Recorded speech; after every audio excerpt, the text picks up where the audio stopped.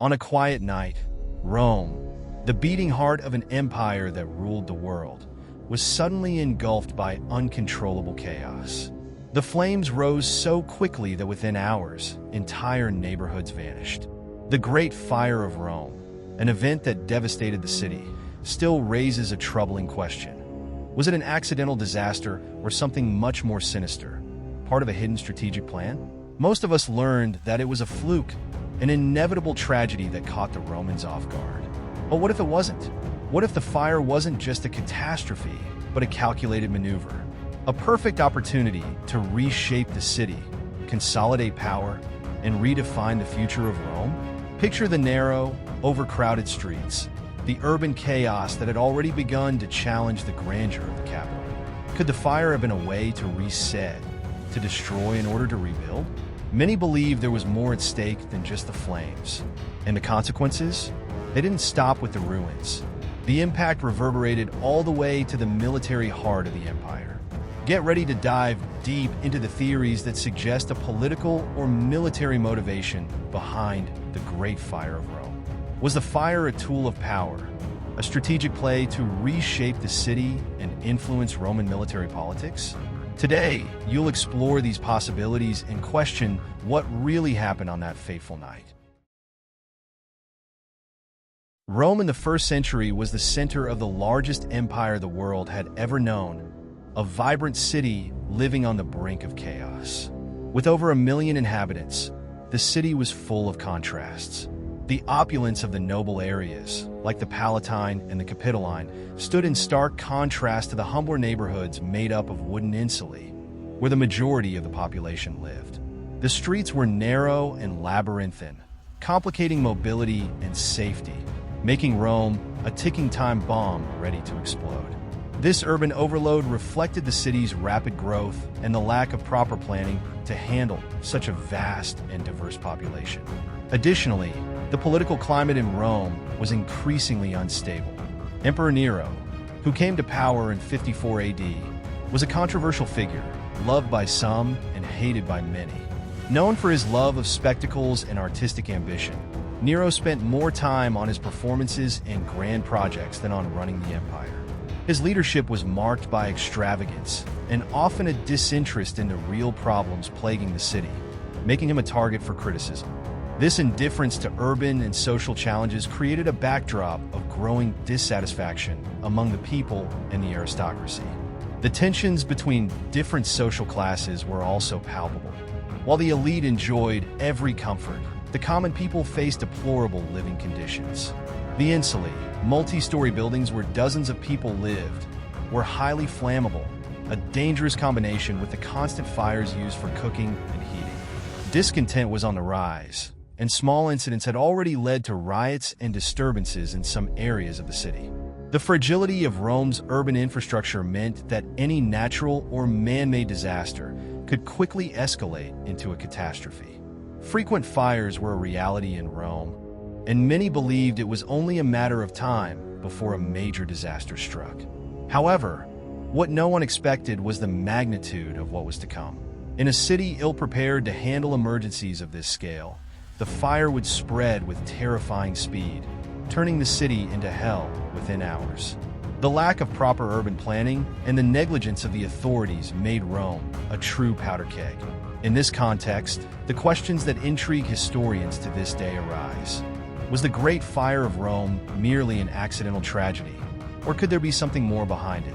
Given the chaotic state of the city and the growing popular dissatisfaction, one can imagine that the fire, in some way, could have served political or strategic purposes.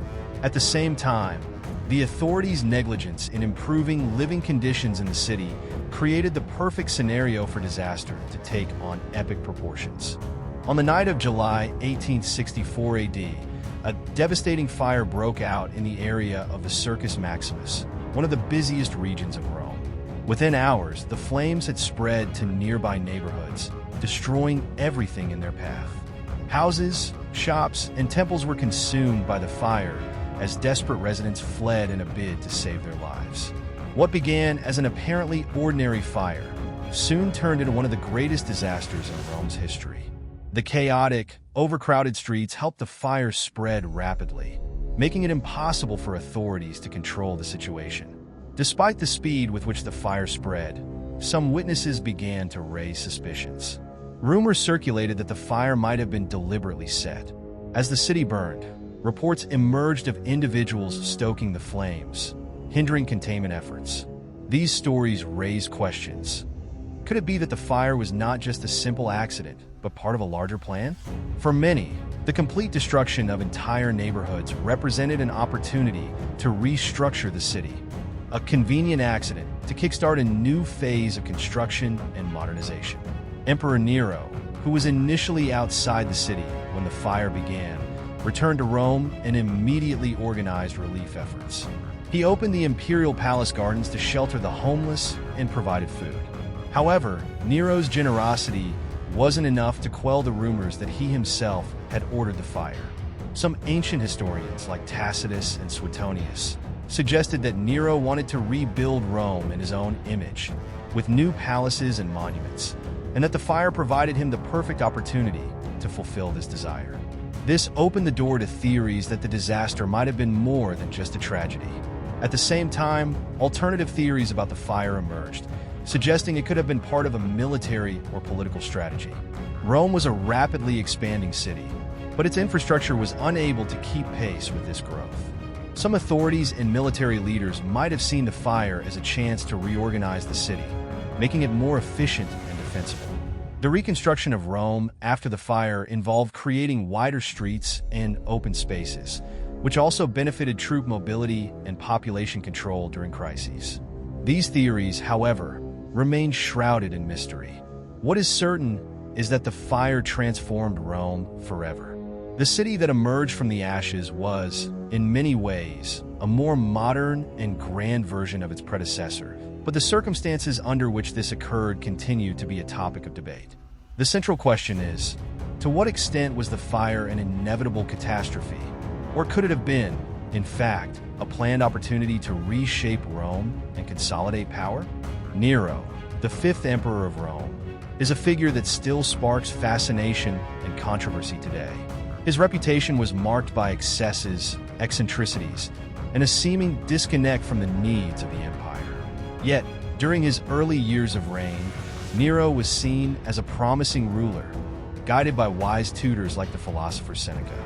However, over time, his inclination towards artistic spectacles, luxury, and absolute power began to alienate both the Senate and the populace.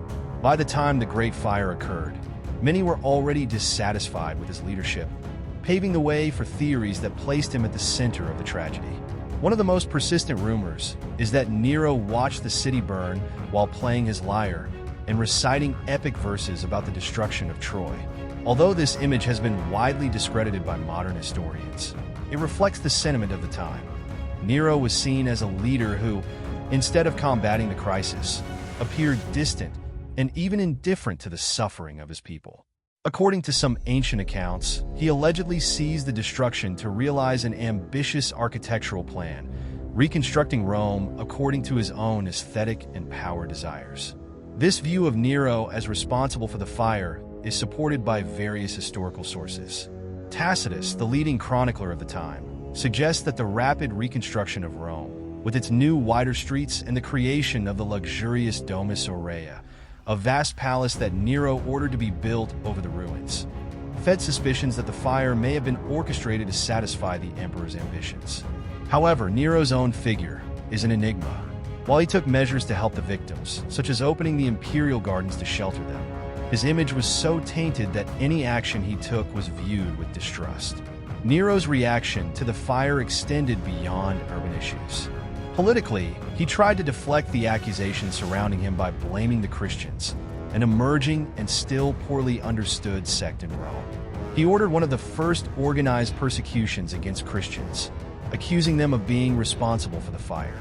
This action not only changed the course of Christian history, but also paved the way for one of the greatest public relations campaigns of all time. By demonizing a marginalized group, Nero attempted to cleanse his own image, albeit temporarily. Despite Nero's efforts to divert attention, suspicions continued to linger around him. The destruction of large parts of the city and the subsequent reconstruction, centered on his own megalomaniacal projects, seemed to fit perfectly into the ambitions of an emperor who wished to immortalize his name through architecture. The question remains, to what extent was Nero responsible for the fire? And if he was he merely an impulsive monarch? Or did the fire serve a more elaborate power strategy? One of the most intriguing theories that has emerged over the centuries is that the fire in Rome could have been a carefully planned military and political maneuver. Rome, despite being the capital of a vast and powerful empire, suffered from outdated and vulnerable infrastructure.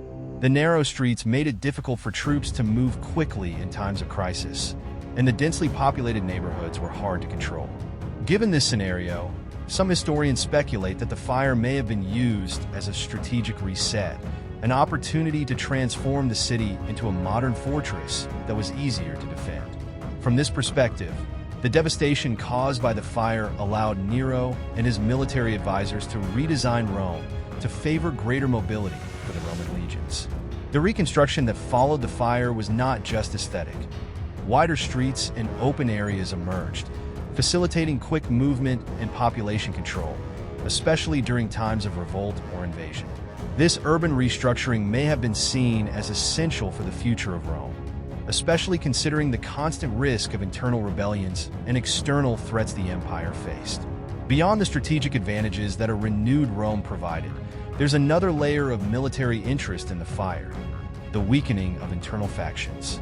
The destruction of poorer neighborhoods, where a significant portion of the marginalized population lived, could have been viewed as a way to eliminate pockets of resistance and discontent.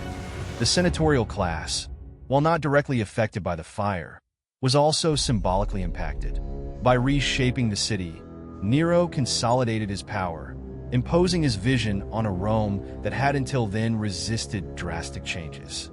Another point to consider is the fire's potential to reorganize the empire's military apparatus. With the center of Rome destroyed, the reconstruction could include not only a new distribution of barracks and checkpoints, but also the creation of new supply and communication routes. This could have been particularly relevant at a time when the Roman Empire was in constant expansion, and the need for a more efficient central base was crucial for maintaining control over the provinces.